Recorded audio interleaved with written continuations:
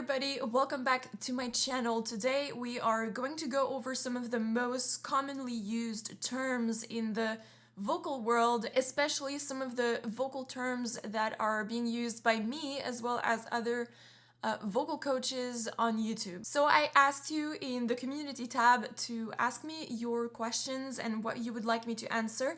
I took some of your questions and I will try to give a short answer to them. I will not be able to go into very deep details in this video, but if you'd like me to do a sequel video on this one, you can always let me know in the comments down below. Alright, before we start, I just want to say hi to people who are new over here.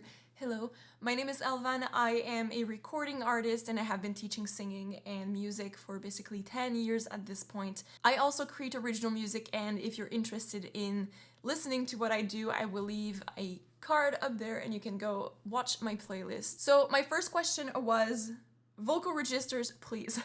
That's a very wide topic to talk about because there's so many different types of voices.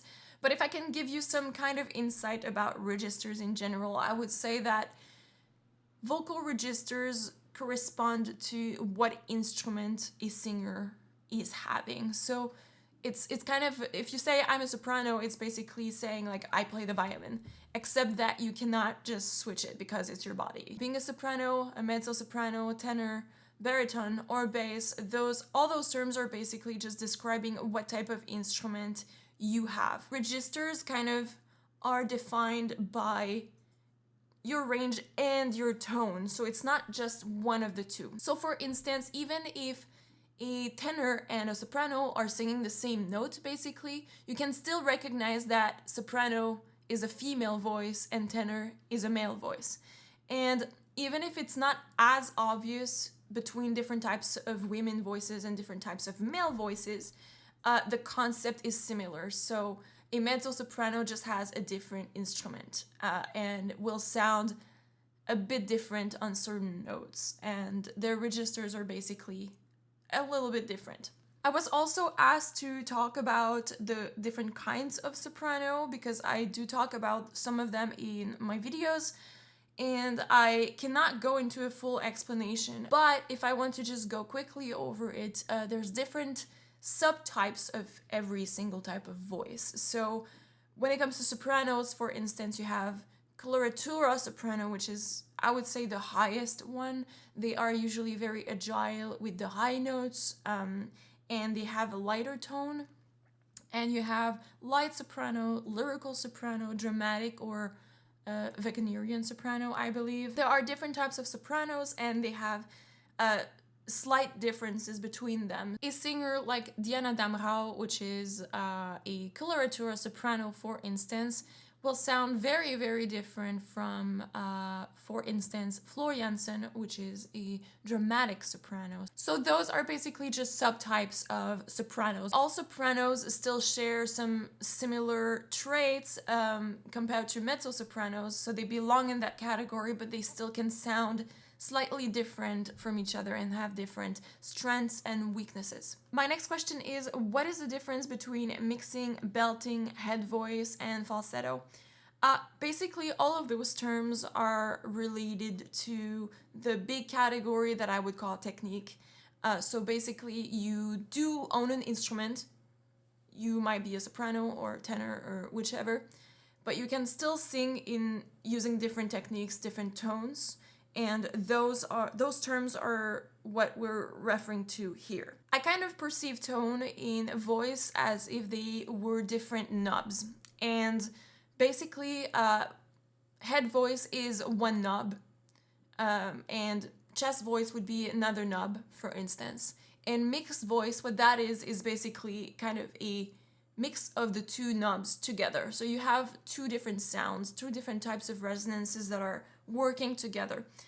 Now, how do they sound? That's a whole other topic, and I think that I should make like a whole video about that if I want to really go deep into that. But what I can tell you though is that head voice is most commonly used in classical singing or opera, whereas chest voice is more commonly used in pop or modern singing, I would say. So my next question is basically asking me to make an example of what head voice sounds like and belting sounds like. I say I'm not really warmed up at the moment, and I'm not very good at belting either, so this might not be the best example that you could hear, and I might have to redo a complete video about that. But let me try to do it. So head voice kind of sounds like this.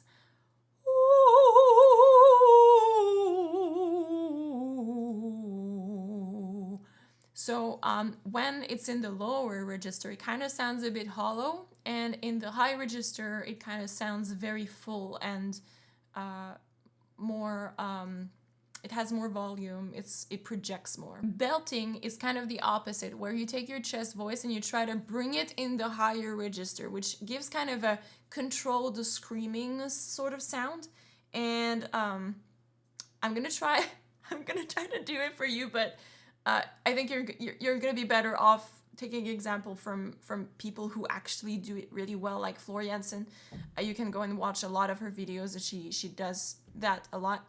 But it basically kind of goes like,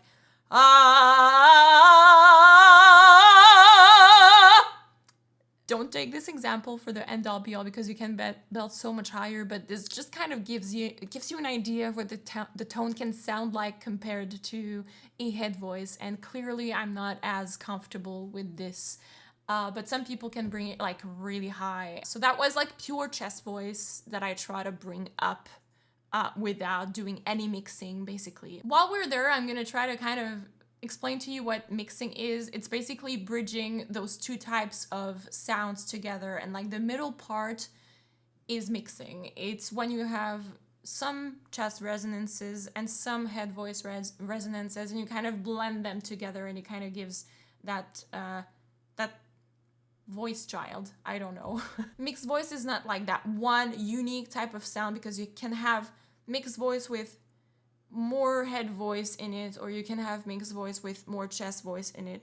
It's a mix of both. You just kind of decide how much milk and how much flour you're gonna put in your recipe, and it's gonna give something with a different consistency, basically.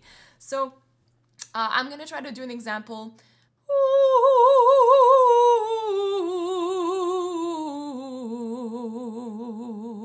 So I hope that kind of gives you a bit of an idea, and I know that for someone who's not really used to listening to the voice, it kind of will take a bit of time before you get used to it and really manage to listen to the tone quality difference between different examples, maybe.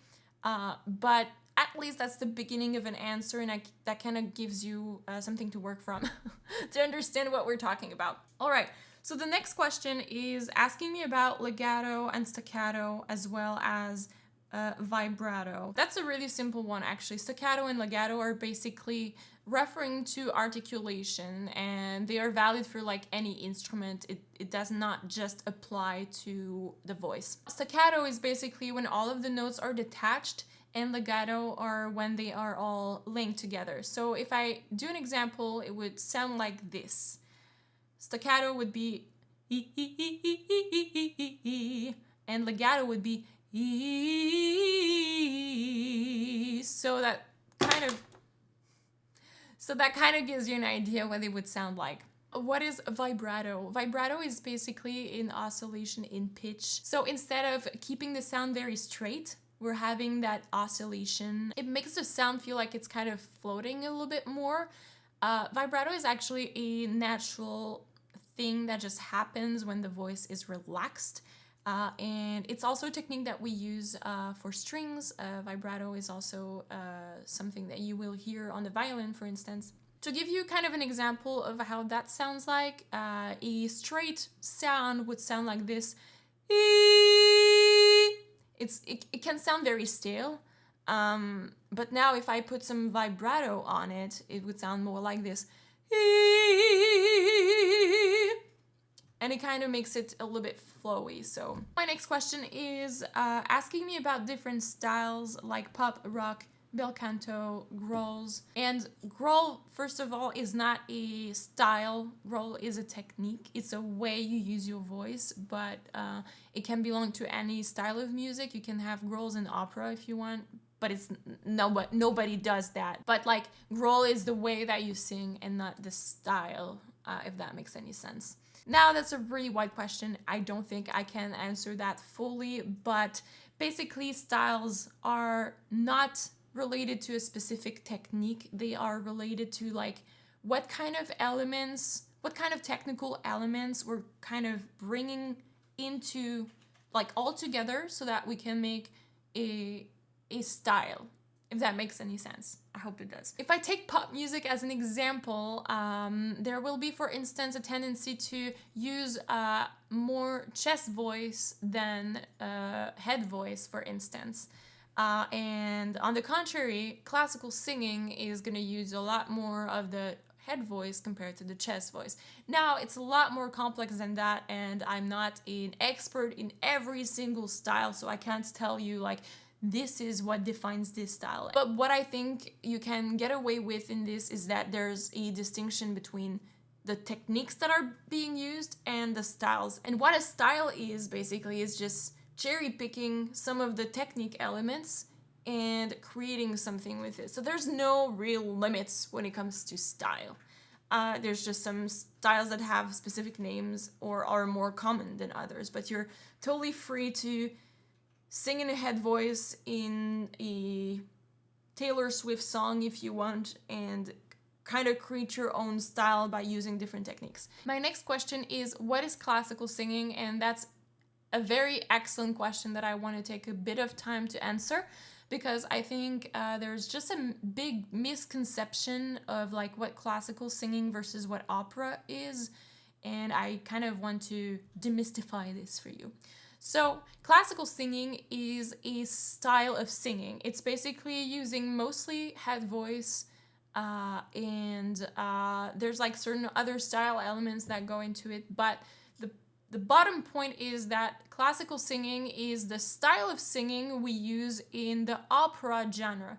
And opera is not a type of singing. That's the thing. Opera is a form, which means it's a type of composition which is built on a storyline with different characters and is often played in different acts, like theater. So it's kind of musical theater in the classical singing style. Opera is not the singing style. Classical singing is, and if you have a standalone piece that you're singing in the classical style, it doesn't mean that it's opera. There's a distinction between the two. Now, I do use opera in my titles, even when I actually would mean classical singing.